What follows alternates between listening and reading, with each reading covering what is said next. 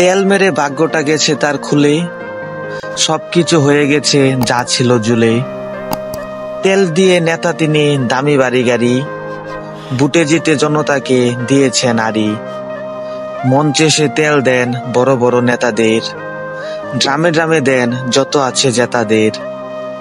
তার তেলে জনতার চোখে আসে জল, নেতারা বিস্ময়ে তাকান চোখ জলমল।